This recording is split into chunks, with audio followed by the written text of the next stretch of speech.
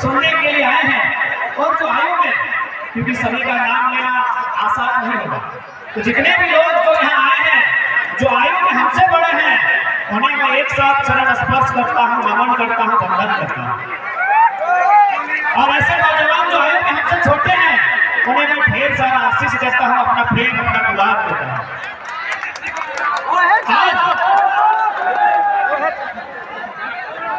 जैसा कि आप सभी जानते हैं, विगत 1.5 सालों से लगातार झारखंड के मुद्दों के साथ हम लोग आंदोलन कर रहे हैं। कुछ सफलताएं, कुछ असफलताएं, कुल मिलाकर एक मिला जुला परिणाम हमें दिखा। बहुत सारे लोगों ने कहा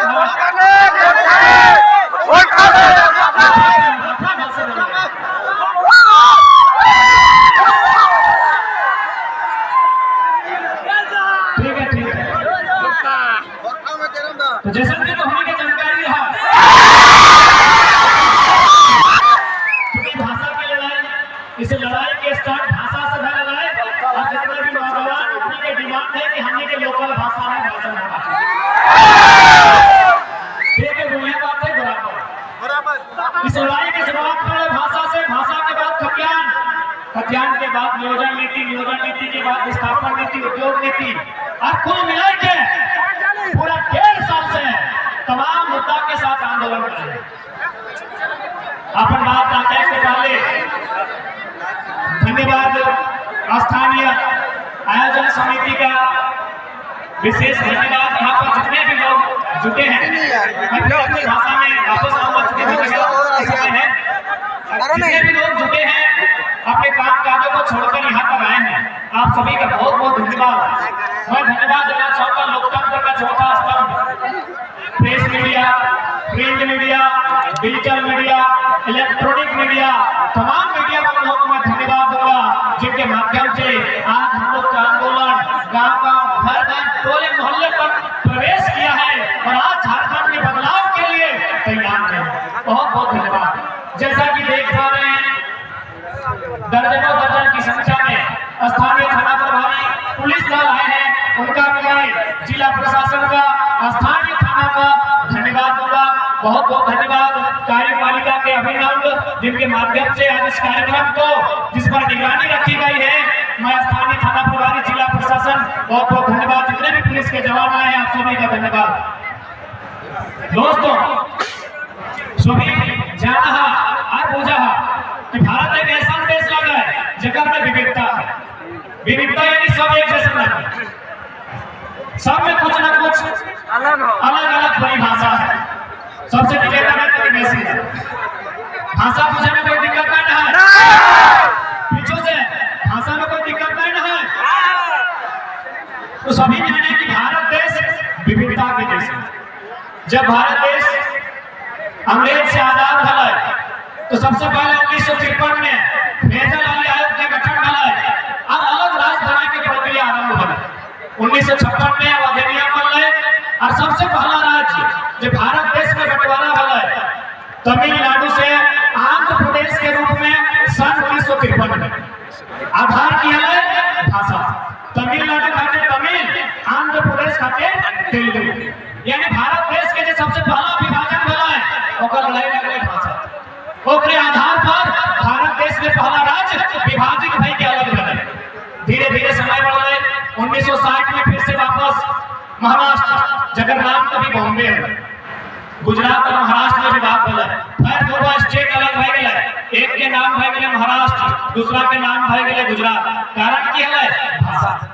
1966 में पुनः पंजाब और हरियाणा आपस में अलग भई गए। कारण की है यानी कुल मिला के जितना भी राज्य अलग भला है, यह बात अलग भला है कि हमारा राज्यवासी के उस राज्य में सम्मान मिलना चाहिए।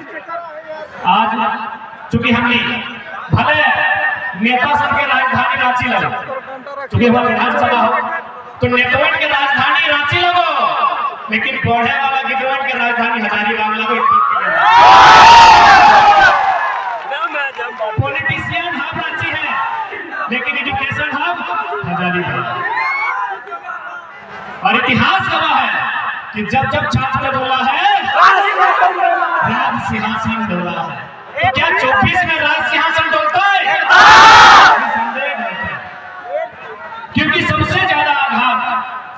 जितना भी सरकार बनल, जितना सरकार बिगड़ल, सबसे ज्यादा आघात अगर कर लो हम ककरो हलाय तो छात्र। अभी हम हजारीबाग जिला में खड़ा है, एकर लेटेस्ट बहाली है शिक्षक बहाली, सभी पेपर के माध्यम से पढ़ले हैं।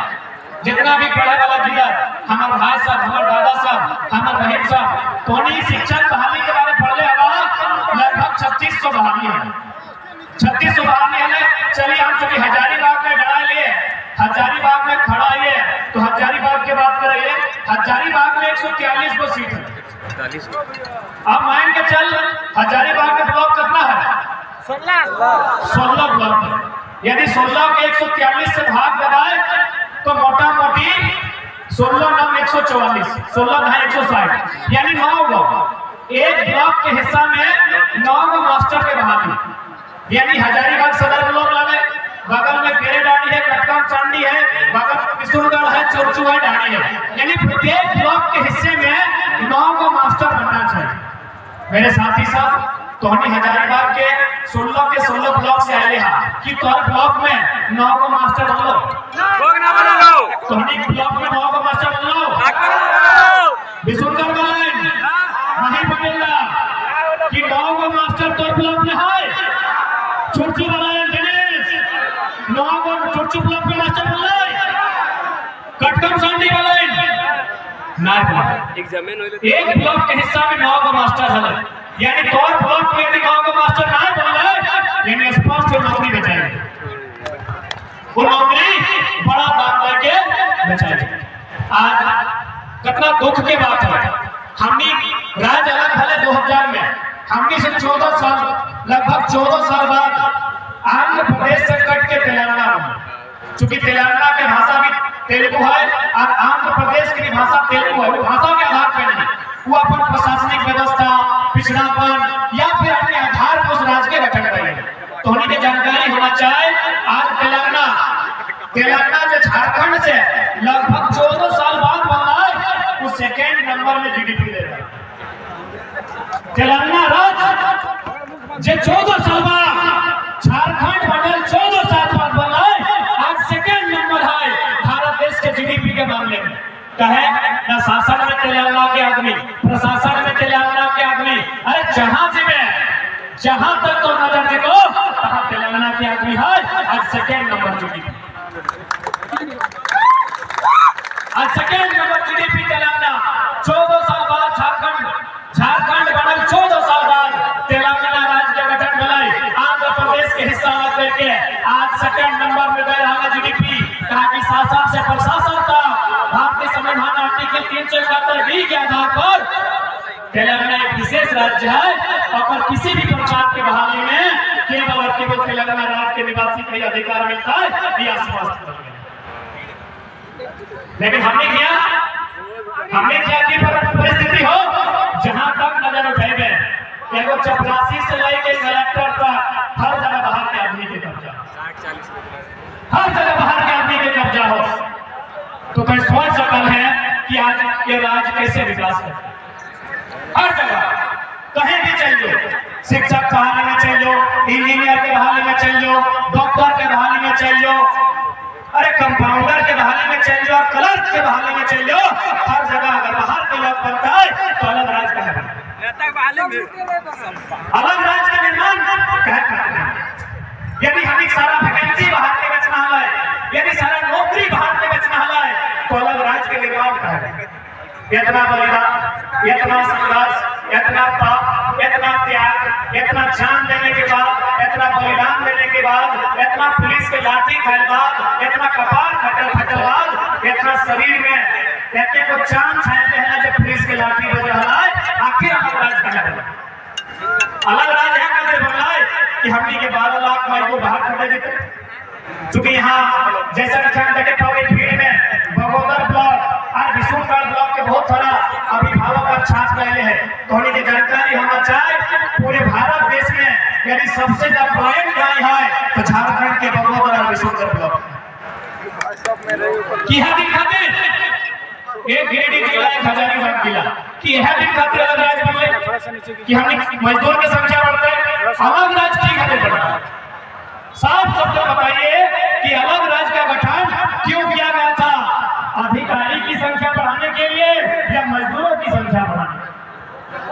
अधिकारियों की संख्या बढ़ाने के लिए, शिक्षकों की संख्या बढ़ाने के लिए, अभियंताओं की संख्या बढ़ाने के लिए, चिकित्सकों की संख्या बढ़ाने के लिए, वकीलों की संख्या बढ़ाने के लिए, ब्यूरोक्रेट्स की संख्या बढ़ाने के लिए अलग राज लिया था।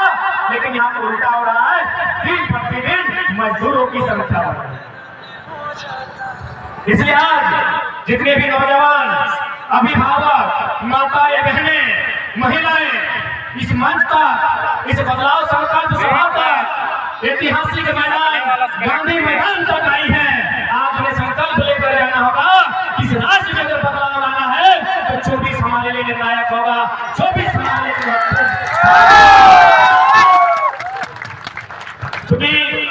मैं फिर कुछ चंद मिनटों के लिए हिंदी में संबोधन करूंगा, इसलिए क्योंकि मुझे लगता है इन बड़ी बड़ी इमारतों में अन्य राज्यों के लोग भी भारी संख्या में रहते हैं और उन्हें ऐसा मीडिया के माध्यम से या फिर बहुत सारे ऐसे लोग हैं जिनके माध्यम से बात जाती है और उन्हें समझ में शायद नहीं आती है और ये उन्हें लगता है कि ये बाहरी भीतरी की लड़ाई है। बिल्कुल नहीं, ये बिल्कुल बाहरी भीतरी की लड़ाई नहीं है। ये एक शोषण की लड़ाई है, जो हमारे ऊपर अत्याचार हो रहा है उसकी लड़ाई है। यहाँ बड़ी बड़ी इमारतों में जितने भी यूपी बिहार से लोग आए हैं, मैं सीधा उन्हीं से संवाद करना चाहूंगा और जाहिर सी बात है भले वो यहाँ तक नहीं आए हैं, लेकिन जोहार, हजारीबाग, दैनिक खबर, 22 एस्कोप और जो भी पढ़ने दीदी इनके माध्यम से घर में बैठकर सुन ही लेंगे। जितेंद्र चूंकि सामने अगर सियासत प्राप्त है, जितेंद्र को कारों वाले सुनेंगे। यूपी बिहार की इमारतों की संख्या ज्यादा है और चूंकि अगर सियासत खड़ी होती है तो हम सियासत पे आधा घंटा बोलते हैं, अगर जिला पुलिस खड़ी होती तो हम जिला पुलिस से बात करते हैं। आज हम यूपी बिहार पे ही बात करेंगे क्योंकि हम विवाद नहीं चाहते हैं। हम अपना विचारधारा को स्पष्ट करना चाहते हैं कि हमारी लड़ाई यूपी बिहार के खिलाफ नहीं है, हमारी लड़ाई भारी भीतरी की लड़ाई नहीं है, हमारी लड़ाई है हमारे अधिकार की लड़ाई। आज जितने भी लोग मीडिया के माध्यम से सुनते हैं कि भारत एक संवैधानिक देश है, कोई कहीं जाके रह सकता है, बच सकता है, और अच्छी बात है, लेकिन ये केवल झारखंड में क्यों? आज जितने भी यूपी बिहार के लोग, क्योंकि उनकी संख्या ज्यादा है और ब्यूरोक्रेट्स में उनकी संख्या ज्यादा है, उनका दबदबा है, इसलिए साफ कहते हैं। आपके लोग बंगाल में भी है, हमें एक भी आंदोलन दिखाइए बंगाल की गलियों में जो अपने अपनी भाषा और अपने अधिकार की बात किया। आपके लोग महाराष्ट्र में हैं और हजार में नहीं लाख में हैं। आप बताइए कब अपने महाराष्ट्र में आंदोलन किया? आपके लोग तेलंगाना में हैं, आपके भी हमारे लोग झारखंड के लोग भी हैं, तेलंगाना में, तमिलनाडु में है, केरल में है, गुजरात में है, कर्नाटक में है, महाराष्ट्र में है, चंडीगढ़ में है, दिल्ली में है, आंध्र प्रदेश में है, सभी राज्यों में है। बताइए मैं आज लोकतंत्र के चौथे स्तंभ के माध्यम से, क्योंकि ये लड़ाई बारी भीतरी की नहीं है, ये लड़ाई विभाजन की नहीं है, ये लड़ाई मानवता की है, ये लड़ाई रोटी के अधिकार की है। मेरे जितने भी यूपी बिहार के भाई को जिनको ये लगता है, बताइए बाकी राज्यों में आपका क्या स्टैंड है? बाकी राज्यों में आपका क्या अधिकार? अरे उतना छोड़िए, हजारीबाग के सांसद और सांसद के बाप भी बिहार में हैं, याद नहीं है ना? हाल फिलहाल बड़का गांव गए थे और जयंत सिन्हा बगल में बेटा खड़ा था, जयंत सिन्हा जी के बगल में उनका बेटा खड़ा था और क्या बोला पता है? इस पुल का निर्माण हम नहीं कर पाए, मेरा बेटा करेगा। बप्पो सांसद, जयंतो सांसद, अगर बेटू आप सांसद की तैयारी।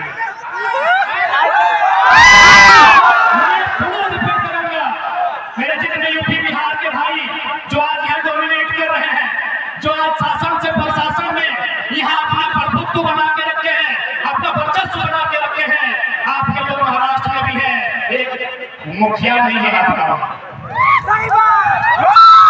एक वार्ड पार्षद नहीं है आपका वहाँ, ये झारखंड है, एक तो उल्टी है। तो बताइए महाराष्ट्र में आपका कितना विधायक है? बताइए पश्चिम बंगाल में आपका कितना एमपी है? पश्चिम बंगाल में आपका कितना एमपी है? बताइए। दिल्ली का बात मत कीजिए, दिल्ली राज्य नहीं है, दिल्ली राज्य नहीं है, दिल्ली की बात नहीं करेंगे। तमिलनाडु में आपका कितना विधायक है? तेलंगाना में आपका कितना विधायक है? विधायक का एमपी भी आ रहे हैं, जयंत सिन्हा, संजय सेठ, सुनील सिंह, पीडी राम, पीएन सिंह, निशिकांत दुबे।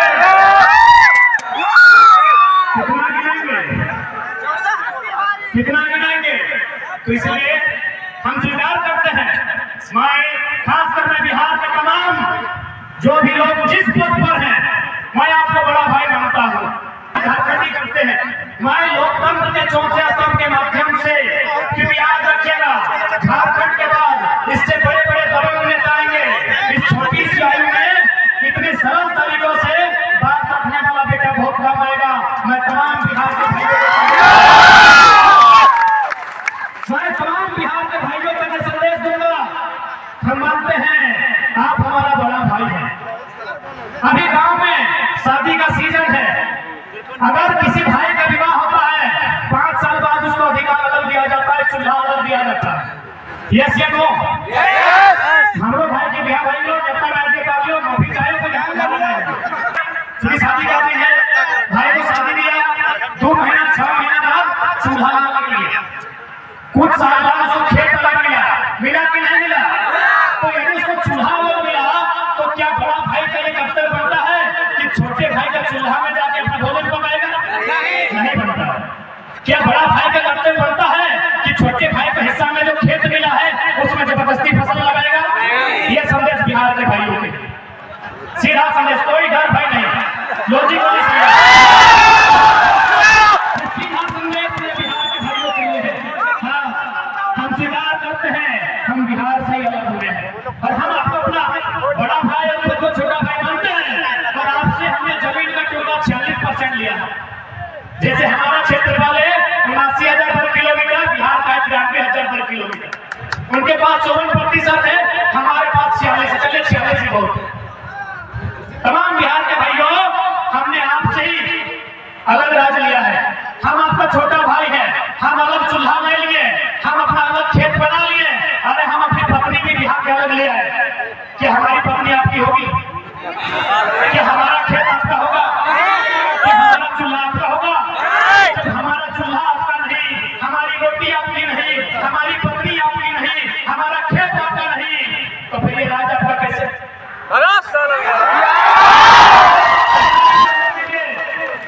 एक लाइन में कर दीजिए। इसीलिए भगाने की लड़ाई नहीं है मेरे बिहार के भाइयों, ये भाई भाई में लड़ाई की बात नहीं है। ये बड़ा भाई जो हमको अधिकार छोटा भाई को दिया है, हम यही चाहते हैं कि वो जवानी नहीं, वास्तव में हमको अधिकार से जो खेत जो हमारा 40% है, बिहार से जो हमें खेत मिला है 79,000 वर्ग किलोमीटर का हमारा खेत है। झारखंड में खेत बनते हैं, हमें 79,000 वर्ग किलोमीटर में खेत मिला है। हम उस खेत में जोतने का, कोड़ने का, काटने का और उस फसल को खाने का अधिकार मांगते हैं, इससे ज्यादा कुछ नहीं मांगते। इसलिए भ्रम मत फैलाएं, इसीलिए किसी भी प्रकार का कोई भ्रम नहीं फैलाएं कि हम बाहरी बिक्री कर रहे हैं। आप आए हैं, बड़ा भाई को जिस प्रकार एक छोटा भाई अधिकार देता है, यदि मान के चलिए हमारी लुगाई छोटे भाई की पत्नी अगर सुनाते मायके से ऐसा पिठा लेके आई तो बड़ा भाई को जरूर 2-4 को देते। तो ठीक उसी प्रकार हमारे यहाँ कंपनी है, आपको 25% की बात कर रहे हैं, जिसको लेना है लीजिए। हमारे यहाँ जो सरकार की नौकरियां हैं हम 10% खुला रख रहे हैं, जिसको लेना है लीजिए, बिहारी को लेना है, बंगाली को लेना है लीजिए। हम यहाँ जो प्रशासनिक जिसमें हमारे प्रशासन पुलिस के बड़े अधिकारी बनते हैं, जेपीएससी, हम वहाँ भी क्या है 75% दो, वहाँ भी 25% खुला रख रहे हैं। अरे बड़ा भाई को दे रहे हैं, नियम से देंगे ना। अब पत्नी हमारी, ससुराल हमारा, और 10 को ऐसा रोटी मिला तो 5 को देंगे क्या? देंगे क्या? अरे पत्नी हमारी, ससुराल हमारा, ऐसा यदि हमारे ससुराल से हमको 10 को ऐसा पिठा भेजा जाए कि दमाद को दीजिए तो 5-5 को नहीं बंटवारा होगा। बड़ा भाई को 1 को देंगे, 2 को देंगे, हार्डली 2 को देंगे कि नहीं? उसी प्रकार ये दिग्भ्रमित ना करें, बिहार हमारा बड़ा भाई है, हम बिहार का नजर नहीं गड़ाते हैं। अच्छा पुनः हम रिपीट करेंगे, आज हजारीबाग की बड़ी बड़ी इमारतें जिसमें मुझे लगता है 90% बिहार, यूपी और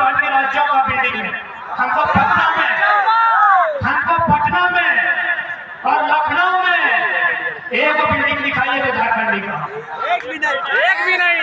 हमको बिहार की राजधानी पटना, यूपी का लखनऊ है ना, 1.5 साल से किताब नहीं खोले हैं। हम यूपी की राजधानी लखनऊ, बिहार की राजधानी पटना और पश्चिम बंगाल की राजधानी कोलकाता। हम देखना चाहते हैं कि झारखंडियों का कितना बड़ा फ्लैट है, नहीं ना है? तो ये अन्याय क्यों हमारे साथ ये अन्याय क्यों मेरे भाइयों? जब हमारे लोग महाराष्ट्र में स्थापित नहीं हो पाए हैं, हमारे लोग तमिलनाडु में स्थापित नहीं हो पाए हैं, हमारे लोग पटना में कलकत्ता में स्थापित नहीं हो पाए हैं, तो फिर बाकी लोग यहाँ स्थापित होना क्यों चाहते हैं? क्यों भाई? ये अन्याय है कि नहीं है? ये सरासर अन्याय है। ये सरासर एक इंसान के अधिकार को छीनने का अन्याय है। इसलिए आज मैं मीडिया के माध्यम से यहाँ जितने लोग जैसा देख पा रहे हैं, कई हजार की संख्या में लोग जुटे हैं, मैं उनके माध्यम से आज इस विवाद का अंत चाहता हूँ। ये लड़ाई भारी बिक्री की नहीं है।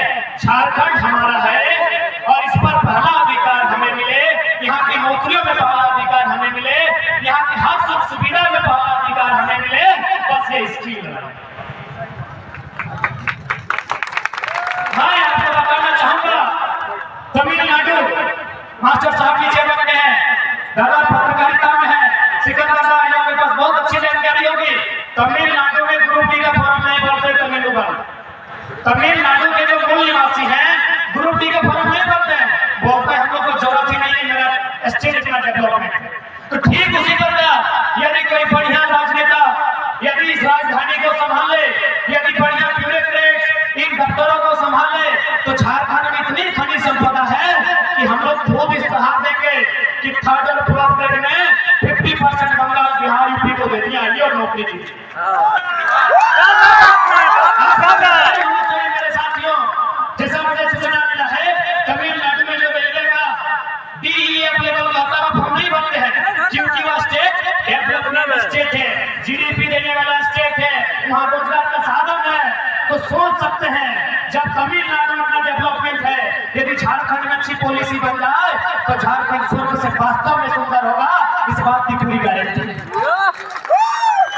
हम लोग खुद फोन करेंगे कि मेरा दोस्त इंस्टाग्राम के माध्यम से पटना में दोस्ती हुआ है, फेसबुक के माध्यम से 2-4 को बंगाली लोग से मेरा दोस्ती हो गया है, हम खुद फोन करेंगे कि मेरे राज्य में वैकेंसी आया है, तुम फॉर्म भरो, फिर भी हम क्या करेंगे।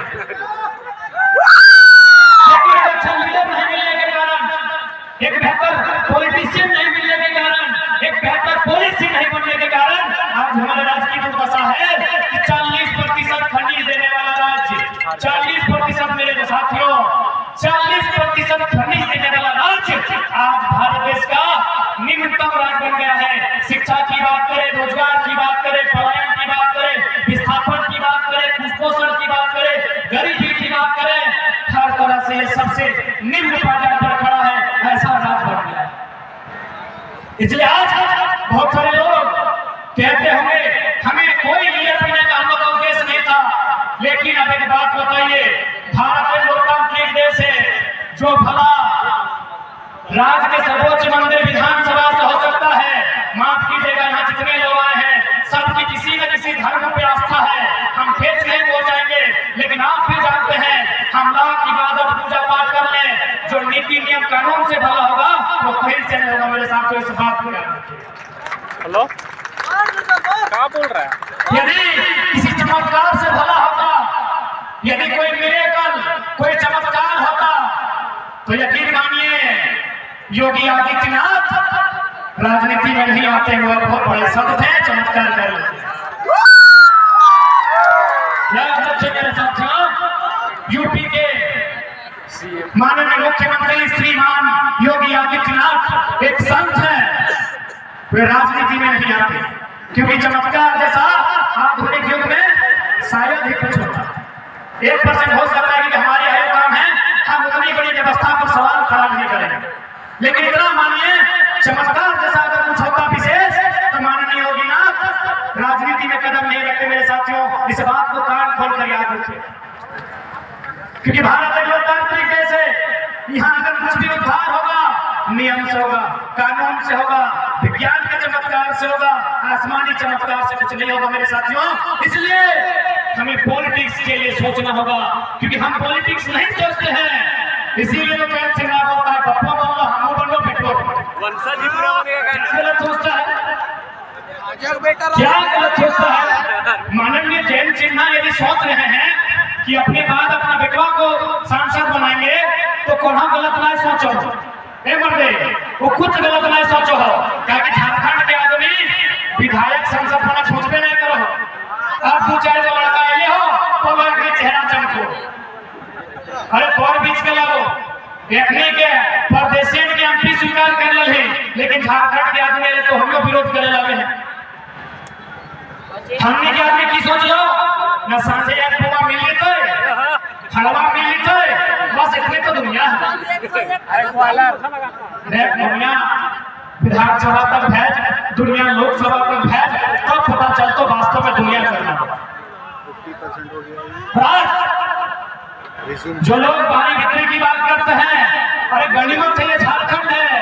आज तक बताइए हमने कितने कलेक्टर को, कितने सुप्रिंटेंडेंट को, कितने मजिस्ट्रेट को ये कहा है कि आपका राज नहीं है, आप हमारी भाषा संस्कृति को नहीं जानते हैं, आप वापस चले जाइए। क्या हमने किसी को कहा है? नहीं कहा है। महाराष्ट्र में एक मामूली ऑटो ड्राइवर आंख में आंख डाल के एसपी को बोला था, do you know Marathi? If you don't know get lost. एक मामूली टेम्पो ड्राइवर महाराष्ट्र में सुप्रिंटेंडेंट ऑफ पुलिस, जिला के पुलिस के मालिक एसपी से आंख मिला के कहता है कि यदि आप मराठी जानते हैं तो ठीक है, नहीं तो यहाँ क्या कर रहे हैं, घर निकलिए। ये झारखंड है, ये झारखंड है। इसीलिए तो पूजा सिंघल 25 करोड़, छवि रंजन, वीरेंद्र राम, अभी बहुत सारा लिस्ट बाकी है, अभी बहुत सारा लिस्ट बाकी है मेरे साथियों। ये झारखंड है जो आप यहाँ अरबों का घोटाला करते हैं, फिर भी लोग चुपचाप आपको सह लेते हैं। गनीमत है ये महाराष्ट्र नहीं तो ये छवि रंजन की छवि खराब कर देते हैं।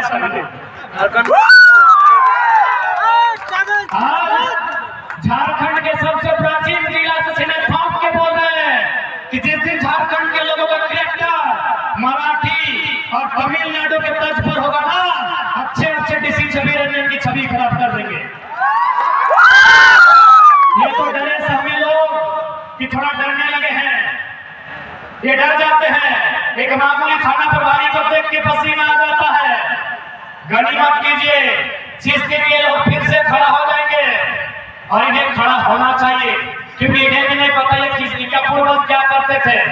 जब बेटल ऑफ प्लासी बंगाल में, बेटल ऑफ बक्सर बिहार में 1757, 1764, जब अंग्रेजों ने बिहार में जाकर बेटल ऑफ बक्सर के माध्यम से, बंगाल में जाकर बेटल ऑफ प्लासी के माध्यम से अंग्रेजों ने भारत के लोगों को उठा के पटक दिया था, उसी समय हम लोग धार विद्रोह, चुहार विद्रोह करके अंग्रेजों को एक नंबर करवा दिए थे। इस बात को याद रखिएगा। समस्या ये है कि हम लोग अपने इतिहास को जानना नहीं चाहते हैं, अपने पूर्वजों के बलिदान को जानना नहीं चाहते हैं। ये हजारीबाग की धरती, आंदोलन की धरती है। यही सबसे पहले सन 1925-27 के आसपास एक नारा लगा था, दिल्ली चलो। सबसे पहले नारा हजारीबाग में लगा है, याद कीजिएगा मेरे साथ। शायद 1925 था, मान के चलते ये 2023 आ गया है, 100 साल का समय आया है। आज फिर से हजारीबाग की मोदी में नारा लग रहा है दिल्ली चलो का, लेकिन इस बार दिल्ली हम लोग भीड़ लेके नहीं जाएंगे। इस भीड़ में से एक एमपी चुनकर भेजेंगे। अब बहुत सारे लोग बोलेंगे कि लोग झारखंड का मुद्दा को लेकर पॉलिटिक्स किया है, दिल्ली में क्या करेगा? दिल्ली में हम वही करेंगे जो चाइना से युद्ध हारने के बाद उस समय के प्रधानमंत्री पंडित जवाहरलाल नेहरू की आंख से आंख डालकर राज्यसभा सांसद राष्ट्रकवि रामधारी सिंह दिनकर ने कविता कही थी कि रोक रजिस्टर को यहाँ जाने दे, उनको स्वर्ग दे, मुझको लौटा दे गांधी गदा, मुझको लौटा दे अर्जुन भीम। प्रधानमंत्री से आंख मिलाया था, की बात है, राज्यसभा सांसद कांग्रेस की तरफ से, प्रधानमंत्री कांग्रेस का था, लेकिन फिर भी रामधारी सिंह दिनकर ने जरूरत किया था कि यदि आपको डर लगता है तो आपको युधिष्ठिर की जरूरत नहीं है, हमको त्रिनेत्र खोलने वाले महाकाल को दीजिए और पूरे भारत में शंखनाद की घोषणा कीजिए। ये किसने कहा था? रामधारी सिंह दिनकर, जिन्होंने रस्मी रची लिखी। तो ठीक उसी प्रकार यदि आपको लगता है कि हम लोकसभा में क्या करेंगे, तो देश के प्रधानमंत्री मोदी जी बन गया है, केजरीवाल बन गया है, राहुल गांधी बन गया है, नीतीश बन गया, बनर्जी ममता बन गया है, हमें दिक्कत नहीं है, कोई बन गया है, हम उनके आंख में आंख डालकर सवाल करेंगे कि अडानी का पावर प्लांट यदि बिजली बांग्लादेश को जाना था तो गोड्डा में क्यों लगाए? हम उनसे आंख में आंख डाल के सवाल करेंगे कि यही बूढ़ा खाप कर रौंदा जब ये दूसरे राज्य में कंपनी खोलता है वहां जीरो पोल्यूशन होता है, झारखंड में हमारा भाई लोग कैंसर से कैसे बड़ा प्रधानमंत्री उत्तर दे? हम प्रधानमंत्री सवाल करेंगे कि एनटीपीसी का मतलब देश होता है क्या? अडानी का मतलब देश होता है क्या? यदि नहीं होता है तो एक एनटीपीसी के लिए, एक अडानी के लिए बड़का गांव 1000 पुलिस फोर्स क्या कर रही है? अरे अंग्रेजों की ईस्ट इंडिया कंपनी ने उतना अत्याचार नहीं किया है जितना भारत की कंपनी आज बड़का गांव में कर रही है। आज एनटीपीसी हो, मगध आम्रपाली हो, या फिर त्रिवेणी संग्राम हो, या वहां जो भी कंपनियां कोयला तोड़ने के लिए स्थापित है, आज इस प्रकार की अमानवीय काम कर रही है, आज इस प्रकार झारखंड के लोगों के साथ शोषण कर रही है, पूरे ब्रह्मांड में इतना अन्याय किसी के साथ नहीं हुआ। इसलिए आज यदि आपके मन में ये सवाल आता है कि ये लोग अब लोकसभा में क्या करेंगे, अरे हमारी पहली जरूरत लोकसभा में ही है ताकि पूरी दुनिया को बताएंगे हमारी दर्द क्या है, हमारी पीड़ा क्या है, हमारे साथ जुल्म क्या है, हमारे साथ अपमान क्या है, ये पूरी दुनिया को बताएंगे। और पूरी दुनिया को यदि बताना है तो हजारीबाग के गांधी मैदान से नहीं, गांधी के संसद से बताएंगे। गांधी मैदान से यदि बात रखेंगे तो कितने लोग सुनेंगे? 2 लाख सुनेंगे, 2 करोड़ सुनेंगे? हमें पूरी दुनिया को बताना है कि किस प्रकार झारखंड के साथ बेईमानी हो रही है।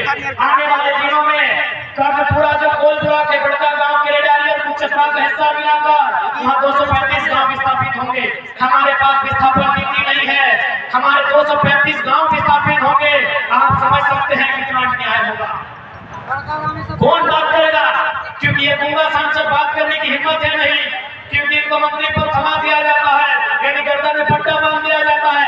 इनकी हिम्मत भी नहीं है और इनकी जरूरत भी नहीं है, क्योंकि इनका एक बेटा जमीन नहीं गिरा कि दिमाग छुपाने में क्या मेहनत होगी। तो इसलिए वहां को 80 साल 90 साल, देखिए हम बूढ़ों का सम्मान करते हैं, लेकिन भाई एक आयु होती है, रिटायरमेंट की आयु होती है। जबरदस्ती सांसद बना के भेज देगा वो घंटा पॉलिसी बनाएंगे।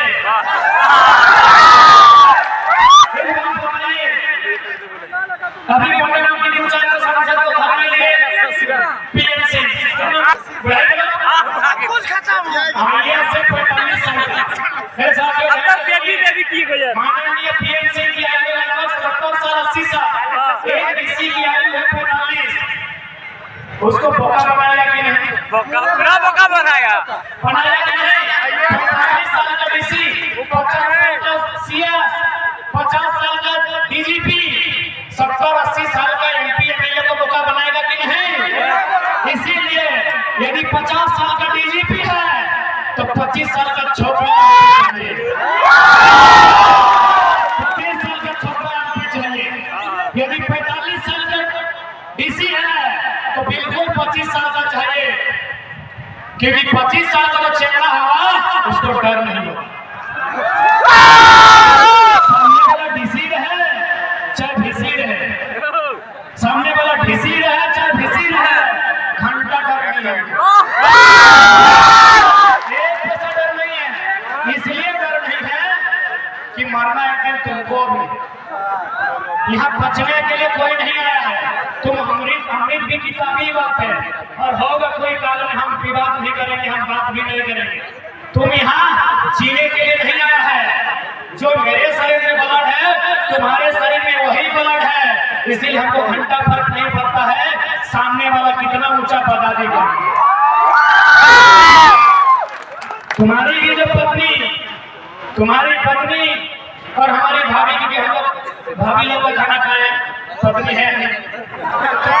माननीय डीसी साहब, आपकी पत्नी जो खाना बनाती है और हमारी भौजी जो खाना बनाती है वो चावल ही होता है, आपका वाला सोना का चावल नहीं होता। इसलिए मैं सीधा संदेश देना चाहूंगा, हम लोग इसलिए संसद में जाना चाहते हैं ताकि उनका मुकाबला कर सके और उनसे हिम्मत लगाकर बात कर सके। जो हिम्मत आज हम लोग यहाँ कर पाए हैं, वचन दीजिए अगर आप लोग हमें देते हैं तो हम लोग भी वचन देते हैं लोकसभा में पटक के जोर जोर से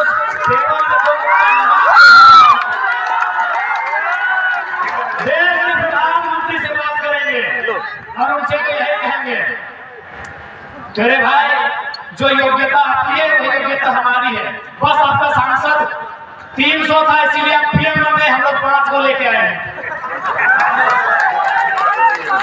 पीएम बनने से पहले वो सांसद ही होता है ना, तो भी सांसद है, हम भी सांसद बन के जाएंगे। हम भी बने, हमारे तरीका से तो हाथ से लपा के और उनसे एक एक बिंदु में सवाल होगा। देश के प्रधानमंत्री से सवाल होगा कि हमारे राज्य ने आपको 40% खनिज दिया, बदले में आपने कैबिनेट में एक मीटिंग किया झारखंड के लिए, यस या नो इतने में बोलिए, क्योंकि फेंका फेंकी वाला भाषण नहीं सुनेंगे। देश का प्रधानमंत्री लोग खूब फेंकता है और हमारे प्रधानमंत्री का तो कहिए ना बोलने का सब ठीक है। अब क्या हेमंत सोरेन के बारे में की बता दीजिए, विदेश का तो है ही फेंकते हैं।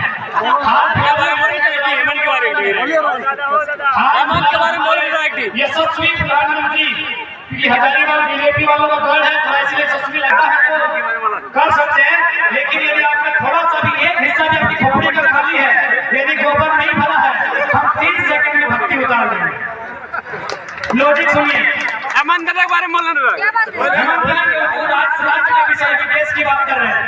लॉजिक सुनिए, कुछ वर्ष पहले हमारे यशस्वी देश दुनिया में नामी गिनामी माननीय श्री 108 श्री प्रधानमंत्री चौकीदार प्रधान सेवक नरेंद्र दामोदर दास भाई मोदी जी विदेश गए थे जलवायु सम्मेलन में। ध्यान से सुनिएगा, जलवायु सम्मेलन में यशस्वी प्रधानमंत्री विदेश गए थे, विषय था क्लाइमेट को लेकर और हाल फिलहाल को लेकर 6वीं क्लास के बच्चों क्लाइमेट का सवाल किया तो क्या बोला कि क्लाइमेट चेंज नहीं हुआ है, हमारी उम्र 40 से 45 हो गई, हम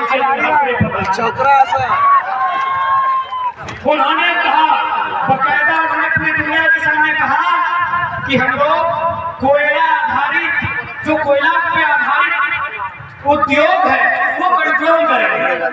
चूंकि कोयला आधारित उद्योग से क्या होता है, CO2 कार्बन डाइऑक्साइड, बराबर केमिस्ट्री वालों, केमिस्ट्री वालों,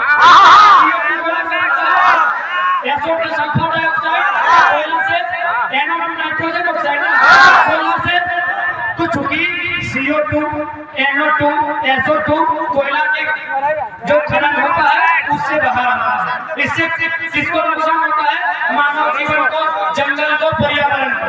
तो देश के प्रधानमंत्री ने पूरी दुनिया के सामने कहा कि हम लोग कोयला के आधार पर उद्योग को कंट्रोल करेंगे। दुनिया में पूरा ताली बजा। ऐसे भी हमारे कैमरामैन मोदी जी देख भी होंगे, कैमरा में बहुत आज तक लगभग 2300 कुर्ता पहने तो कैमरामैन तो ये दुनिया में क्या केमिस्ट्री वाले बेहतर बताएंगे उर्दू कैसे बन सकता है। जैसे ही भारत में आप बड़का गांव वाले हामी भरेंगे, जैसे ही भारत में 80 को कोयला ब्लॉक का आवंटन हुआ, 39 को अडानी को, 39 को अडानी को। इसीलिए हजारीबाग सुने बीजेपी का गढ़ है। आपके यशस्वी प्रधानमंत्री दुनिया में जाके डंका पीटते हैं कि कोयला आधारित जो कंपनी है उसको कंट्रोल करेंगे, और इंडिया जैसे आते हैं इनका आंख पीछे आता है, जबान पीछे आती है और 80 को कोयला खदान बेचते हैं 39 को अपने एडॉप्टेड दत्तक